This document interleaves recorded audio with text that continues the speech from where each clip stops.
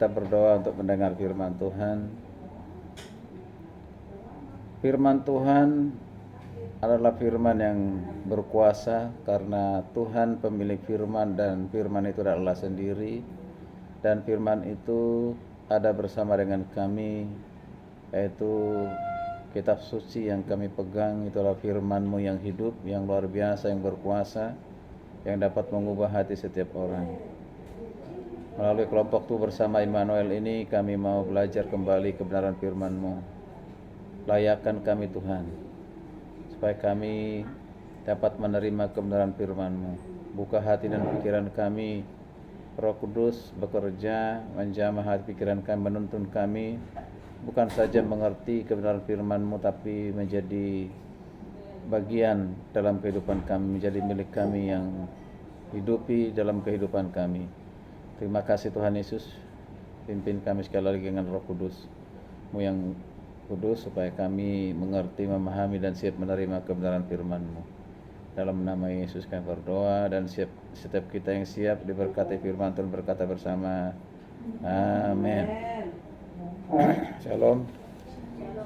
Shalom. Baik, kita bersyukur malam hari ini kita kembali diberikan kesempatan untuk beribadah ataupun komsel KTB kelompok Tu bersama Immanuel ya.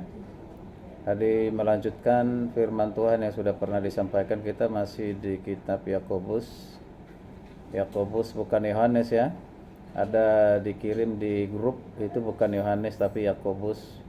Ini ayat yang terakhir di pasal yang pertama. Ya, ini ayat yang ke-19 sampai ayat yang ke-27. Ayat berapa? Ayat berapa? Pasal berapa? Udah Pak, Yakobus 1 ayat 19 sampai 27 udah. Siapa yang menyampaikan? Waktu pas Bapak sama Ibu kurang enak badan, kan Pak Irman yang khotbah. Oh, nggak ngasih tahu saya, itu yang saya persiapin. Apa? Hah? Kan Bapak nanya, aku cuma kasih tahu. Oke, kita ulang lagi ya, saling melengkapi mungkin dari perkaya, Ya, karena firman Tuhan itu tidak pernah usang, selalu baru ya. Oke, kalau begitu ya mungkin saya kemarin menggunakan materi ini atau tidak? Yang menggunakan Oke. pendengaran. Ya, coba kita baca sekali lagi mulai dari ayat yang ke-19. Kita bagi ya, satu orang satu ayat. Dimulai dari Widar, silakan. Pendengar atau pelaku firman, ayatnya ke-19. Hai saudara-saudara yang kukasihi, ingatlah hal ini. Setiap orang hendak cepat untuk mendengar, tetapi lambat untuk berkata-kata, dan juga lambat untuk marah. Sebab amarah manusia tidak mengerjakan kebenaran di hadapan Allah. Ayat yang ke-21. Sebab itu buanglah segala sesuatu yang kotor dan kejahatan yang begitu banyak itu, dan terimalah dengan lemah lembut firman yang tertanam di dalam hatimu, yang berkuasa menyelamatkan jiwamu.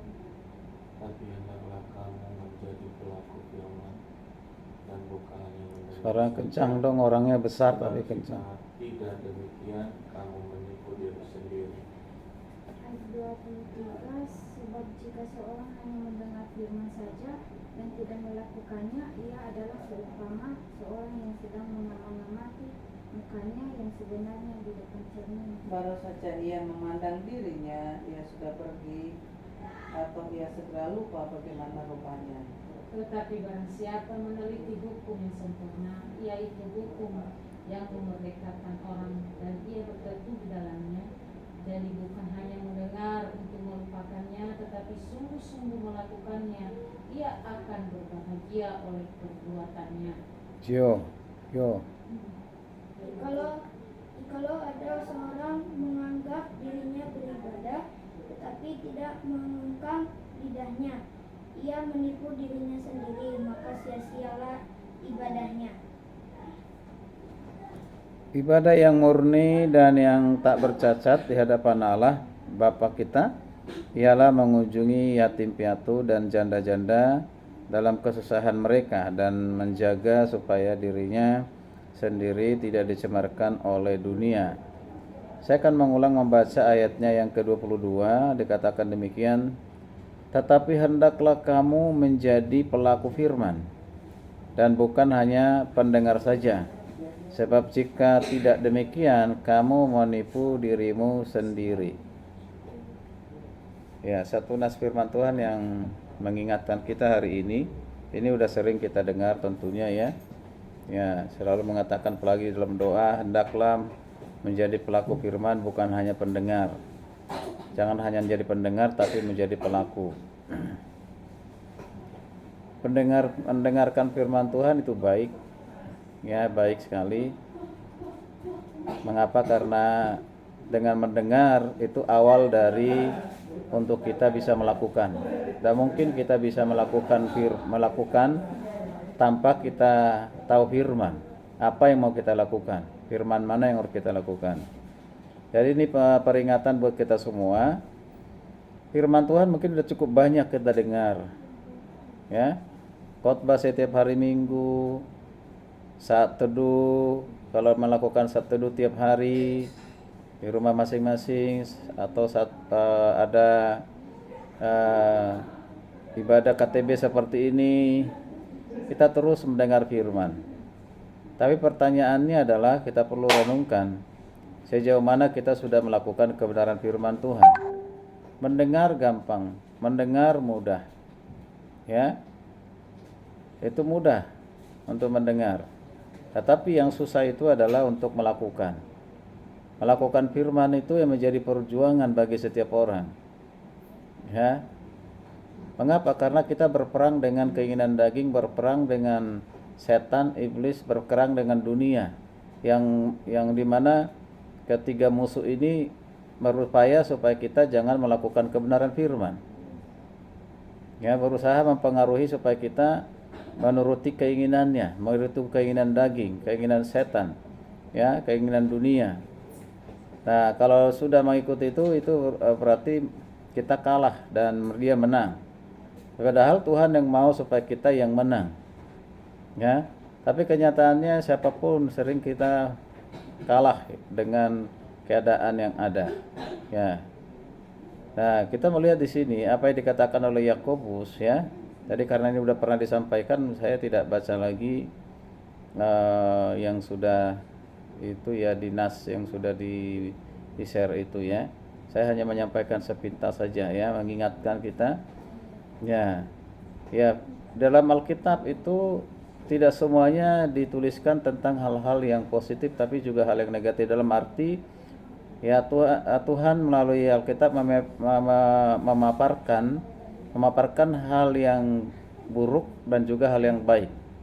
Mengapa? Supaya kita tahu apa saja yang buruk, apa saja yang baik, atau apa saja yang benar, apa saja yang salah.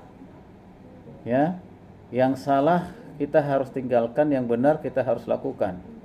Yang buruk kita harus tahu dan kita tinggalkan, lalu yang baik kita harus lakukan.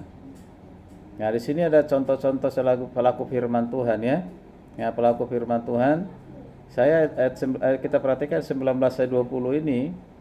Ya, bagaimana seorang supaya firman Tuhan itu efektif dalam kehidupannya, menjadi bagian dari kehidupannya. Kalau dikatakan di sini setiap orang hendaklah cepat mendengar ya, tetapi lambat berkata-kata. Ini hikmat ya, artinya seorang jangan terlalu cepat berkata-kata ya, sehingga banyak kesalahan, banyak kekurangan, bahkan kata-kata itu bisa menyakiti hati kita, menyakiti hati orang lain ataupun menjadi santungan bagi yang lain. Nah, maka penulis Yakobus mengatakan kita lebih baik cepat mendengar daripada cepat berkata-kata. Ya, Amsal juga mengatakan orang yang cepat berkata-kata tanpa berpikir itu seringkali di sana ditemukan banyak kesalahan. Ya, banyak kesalahan. Dan kesalahan itu justru merusak ya. Ya, merusak. Ini dalam kehidupan kita siapapun kita ya. Nah ini penting sekali. Berkata-kata dan juga dikatakan lambat untuk marah. Ya, ini firman ya. Ya. Ya, ini teguran juga buat saya ini, ya. Ya, teguran buat kita. Orang yang cepat marah itu dikuasai oleh emosi. Emosi yang menonjol sehingga bisa merusak dirinya sendiri, merusak orang lain, hubungan dengan orang lain, ya. Amarah manusia itu tidak menyelesaikan persoalan. Dikatakan di situ ayat 20. Amarah manusia tidak mengerjakan kebenaran di hadapan Allah. Ya. Marah boleh. Marah untuk hal yang baik, hal yang positif, hal yang untuk membuat kita membangun, menegur ketika orang melakukan dosa, kesalahan. Tapi amarah di sini ini adalah satu emosional, kebencian, kepahitan membuat kita marah, ya, membuat kita marah. Nah, pelaku firman Tuhan adalah ya harus mengekang, kita punya omongan, ya, bicara kita kuasai, ya. Makanya di ayat yang ke 26 itu, ayat 26, coba kalau kita lihat, jikalau ada orang mengekang dirinya jikalau ada seorang menganggap dirinya beribadah tetapi tidak mengekang lidahnya atau perkataannya, ya, ia menipu dirinya sendiri dan maka sia-sialah ibadahnya. Ya. Kalau kita beribadah sekalipun kita menyanyi hebat, suaranya suara sopran, suara bass, suara alto, suara apa lagi, merdu sekali, ya, nyaring sekali. Tapi kalau hanya sebatas itu tidak berkenan kepada Tuhan kalau kita tidak mau bisa mengekang ataupun menguasai perkataan kita, lidah kita. Sia-sia, dikatakan percuma kita untuk beribadah. Ya, artinya kehidupan kita sehari-hari dalam mengekang lidah, menguasai lidah kita itu sangat menentukan untuk ibadah kita. Kalau enggak, ibadah kita enggak ibadah yang tidak berkenan kepada Tuhan. Itu hanya menyenangkan diri kita sendiri barangkali, atau menyenangkan orang lain tapi tidak menyenangkan hati Tuhan. Hati Tuhan. Nah, itu namanya melakukan firman. Ya, melakukan firman berarti kita harus belajar untuk menguasai perkataan kita. Ya, teguran ini buat kita semuanya, ya. Ya. Jadi Paulus mengatakan di kitab Korintus itu sering, ya, katakan apa? Sebenarnya yang kita lakukan bukan apa yang kita mau, ya. Sering kita melakukan apa yang sebenarnya kita tidak mau, tapi apa yang mau kedagingan, berlawanan dengan keinginan roh, tapi kita lakukan, ya. Nah, ini yang salah satu teguran dari Rasul Paulus. Seringkali kita melakukan apapun itu dengan apa yang sebenarnya tidak kita mau, tapi kita lakukan, gitu, ya. Itulah kedagingan, begitu kuatnya, ya. Ya, makanya Paulus di surat Galatia, ya, membedakan antara keinginan roh dan keinginan daging. Keinginan daging itu adalah dikatakan apa? Hawa nafsu. Ya. Ya, nafsu rihati, percabulan, ya, amarah, ya, perkataan kotor dan yang lain sebagainya. Nah, makanya dikatakan di sini pelaku firman itu juga ayat 21. Kita lihat, inilah contoh pelaku firman Tuhan. Sebab itu buanglah segala sesuatu yang kotor dan kejahatan yang begitu banyak itu, dan terimalah dengan lemah lembut firman yang tertanam di dalam hatimu, yang berkuasa menyelamatkan jiwamu. Orang yang masih menyimpan dendam, sakit hati, kebencian dalam hatinya, firman Tuhan tidak akan pernah masuk. Firman Tuhan mungkin sulit dimengerti, apalagi dilakukan. Ya, dilakukan. Itu, ya.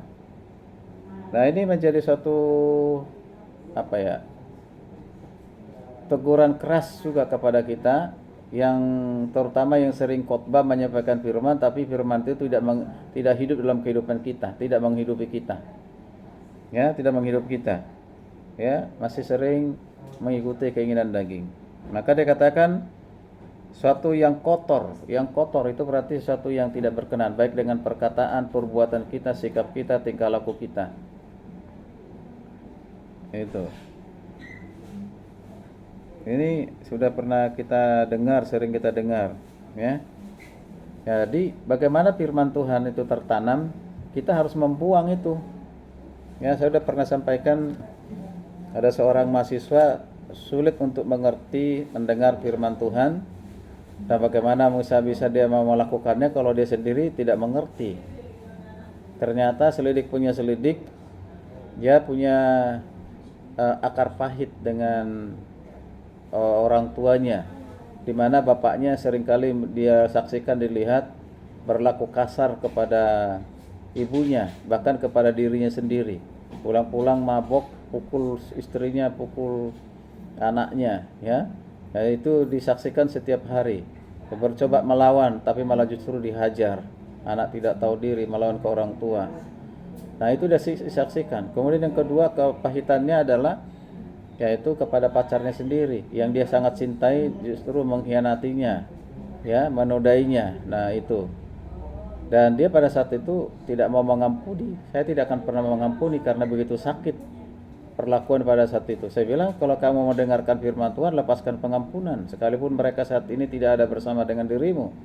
Mungkin mereka jauh, ya, di kampungmu sana, tapi engkau harus melepaskan pengampunan. Sulit pak katanya. Tapi kamu mau enggak untuk mendengarkan firman? Mau. Kamu mau mengerti enggak untuk firman Tuhan? Mau. Mau enggak melakukan firman Tuhan? Mau. Nah, kalau mau, ya salah satunya adalah lepaskan, buang itu kepahitan, ya, karena itu sesuatu yang kotor di hadapan Tuhan. Ya, dia menangis, dia coba ingat semua, lalu melepaskan pengampunan, ya, sehingga dia menerima suatu kesegaran rohani. Pada saat didoakan, dia bilang, gimana sekarang hatimu? Hatiku tenang. Nanti baca Alkitab, pasti kamu segar untuk baca Alkitab. Dia mengerti, betul. Beberapa hari kemudian dia datang menanyakan, dia sangat senang baca Alkitab. Kalau tadinya 25 menit udah bosan dan tidak mengerti, tapi sekarang pinginnya baca aja Alkitab. Rasanya pingin nambah terus, tapi karena ada aturan, ada kerja praktis, ada harus kegiatan-kegiatan, jadi saya batasi, tapi pingin banget. Sehingga setiap malam sekarang saya baca Alkitab berapa, sampai bisa 2 pasal, 3 pasal, 4 pasal gitu. Itu luar biasa. Mengapa? Karena kepahitan itu sudah dilepas, dibuang dari hatinya, begitu. Nah, itulah hebatnya firman Tuhan, bisa, ya, mengubah seseorang, ya. Ya. Jadi ada peringatan juga kepada kita di ayat 23-24 itu. Seperti apa orang yang mendengar firman lalu melupakannya, tidak melakukannya, artinya gitu. 23, sebab jika seorang hanya mendengar firman, ya, sekali lagi mendengar firman itu baik, tapi kalau hanya mendengar saja, tidak melakukannya, ialah seumpama seorang yang sedang mengamat-amati mukanya yang sebenarnya di depan cermin. Kita tiap hari sebelum berangkat ke gereja, kita bersolek, kita ada di depan cermin. Kita bisa melihat wajah kita, wajah yang cantik, wajah yang ganteng, yang sudah dipoles dengan bedak, dipoles dengan lipstik dan yang lain. Setelah kita selesai itu, kita berangkat, masih ingat gak wajah itu? Masih ingat gak wajah itu? Hah? Tidak lagi kita ingat itu. Nah, diumpamakan kita seperti itu. Baru firman Tuhan kita dengar malam hari ini, baru hitungan menit selesai, kita udah lupa gitu. Nah, lebih keras lagi dikatakan oleh Yakobus, kalau kita hanya sebagai pendengar dan tidak melakukan. Ini di ayat 22b. Jika tidak dengar demikian, coba ya. Ya, 22b. Berarti kamu menipu dirimu sendiri. Kita ini menjadi seorang penipu. Orang Kristen penipu banyak. Ya, penipu apa? Yang tahu firman tapi tidak melakukan. Itu menjadi suatu peringatan buat kita supaya kita jangan dicap sebagai penipu atau menipu, ya, menipu. Itu luar biasa, ya. Nah, ini kita harus melakukan. Nah, ada hasilnya kalau kita melakukan firman Tuhan ini. Ayat 25 itu hasilnya, ya. Tetapi barang siapa meneliti hukum yang sempurna, yaitu hukum yang memerdekakan orang, dan ia bertekun di dalamnya, artinya melakukannya, bertekun membacanya, bertekun melakukannya. Jadi bukan hanya mendengar dan melupakannya, ya, tetapi sungguh-sungguh melakukannya. Ini perhatikan, sungguh-sungguh melakukannya. Kalau orang yang sungguh-sungguh melakukannya, dikatakan apa? Ia akan berbahagia oleh perbuatannya. Ternyata letak kebahagiaan kita, kunci kebahagiaan kita itu adalah ketika kita mendengar dan melakukan firman. Ya, itu ya. Tapi orang banyak meletakkan kebahagiaannya itu di mana? Di uang. Kalau hari ini uang bersukacita hebat luar biasa, haleluya, muka berseri-seri. Kalau pujian penyembahan, angkat tangan, angkat kaki, semua diangkat. Ya kan, karena masih ada uang. Ya kan? Tapi coba nggak ada uang di kantongnya, muka becut, ya kan gitu, seperti apa namanya itu, pepaya mentah gitu kan. Nah itu karena biasanya begitu itu, ya. Oke, jadi ya, itu tidak berbahagia. Jangan berbahagia karena kondisi keuangan ya. Keuangan itu memang begitu, selalu begitu, kita udah alami ya. Udah alami begitu. Kadang hari ini ada, besok tidak ada, atau mungkin kurang cukup dan yang lain sebagainya. Jadi jangan karena materi menentukan sukacita bahagia kita, enggak, tapi firman Tuhan. Amin. Kan dilakukan di sini nih, firman kan yang mengatakan orang yang sungguh-sungguh melakukan firman, ia akan apa? Berbahagia. Mau berbahagia enggak? Mau berbahagia enggak? Enggak dengar saya, berbahagia enggak? Mau berbahagia? Ya, kalau mau kita belajar untuk melakukan firman. Ya, melakukan firman. Ya, firman yang kita dengar, kita berdoa mohon kekuatan Tuhan untuk kita melakukannya. Kalau bukan dengan kekuatan Tuhan, tidak mungkin. Kalau bukan dengan kekuatan Roh Kudus, tidak mungkin. Ya, tidak mungkin.